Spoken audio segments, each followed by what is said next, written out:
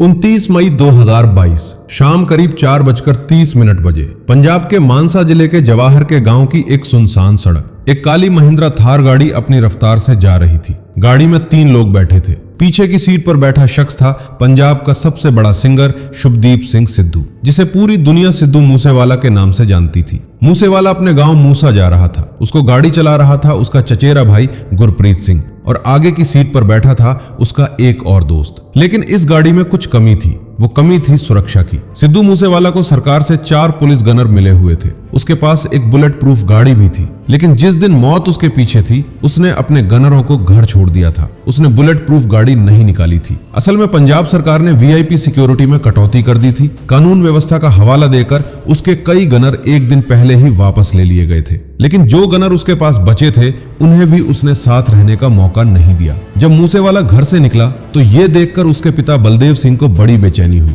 उन्हें अंदेशा था, उन्हें डर था। इसलिए पिता खुद अपने गार्ड के साथ बेटे के पीछे पीछे निकल पड़े। लेकिन किस्मत को कुछ और ही मंजूर था। जैसे ही मूसेवाला की गाड़ी जवाहर के गांव की उस सुनसान जगह पर पहुंची, पीछे से एक तेज रफ्तार श्यामले रंग की कोरोला गाड़ी आई और उन्हें ओवरटेक कर उनके आगे लग गई। अंदर से 3 लड़के निकले, चेहरे पर बेरहमी, हाथों में हथियार। और फिर जो हुआ वो महज 1 मिनट का कत्लेआम था। 30 के करीब गोलियां दागी गईं। एक के बाद एक गोलियां सिद्धू मूसेवाला के शरीर में घुसती गईं। 8 से 10 गोलियां लगीं। गाड़ी में खून ही खून भर गया। उसके चचेरे भाई और दोस्त भी इन गोलियों की जद में आ गए। पिता बलदेव सिंह जब वहां पहुंचे तो बेटे की चीखती हुई कार को गले लगाने के अलावा उनके पास कुछ नहीं बचा था। सिद्धू मूसेवाला सिर्फ 28 साल की उम्र में दुनिया को हमेशा के लिए अलविदा कह गया। लेकिन सवाल यह था कि आखिर इस हत्याकांड के पीछे कौन था, और जवाब पुलिस को मिलने में देर नहीं लगी। हत्या के कुछ ही घंटों के भीतर कनाडा से एक चौंकाने वाला पोस्ट आया। फेसबुक पर एक शख्स ने सरेआम जिम्मेदारी ले ली। नाम था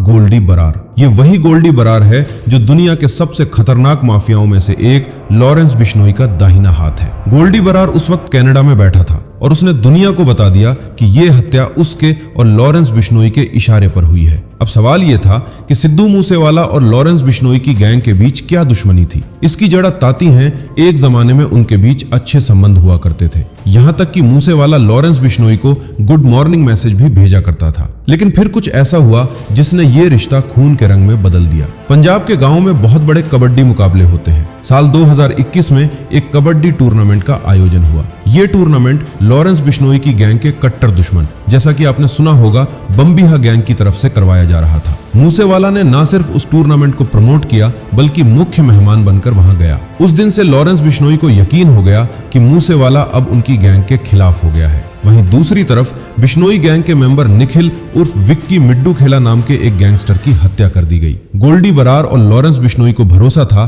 कि इस हत्या के पीछे सिद्धू मूसेवाला का हाथ है। उनका आरोप था कि मूसेवाला ने अपने राजनीतिक रसूख और रिश्तों का इस्तेमाल करके उनके आदमी को मरवाया है। गोल्डी बरार ने खुद बाद में माना कि या तो वे लोग मूसेवाला को मारेंगे या मूसेवाला उन्हें। उनके लिए ये यूज और अस वाली जंग बन चुकी थी। इस जंग की तैयारी में लॉरेंस बिश्नोई ने एक पूरा साल लगा दिया। साल 2021 के आखिर में उसने जेल के अंदर से ही अपने 3 सबसे भरोसेमंद शूटरों को बाहर फिक्स कर दिया। उसने उन्हें पैसे, हथियार और रहने का इंतजाम करवा दिया। ये प्लान इतना ठोस था कि उनके पास सफल होने के अलावा कोई रास्ता नहीं था। पहले तो उन्होंने मूसेवाला के घर के बाहर पिकेट लगाकर उसके पूरे रूटीन पर नजर रखी। फिर जब मौका मिला तो उन्होंने अपनी मौत का ऐलान सिर्फ कुछ ही मिनटों में कर दिया। बता दें कि 2 शूटरों को बाद में पुलिस मुठभेड़ में मार गिराया गया, जबकि बाकी को गिरफ्तार कर जेल भेज दिया गया।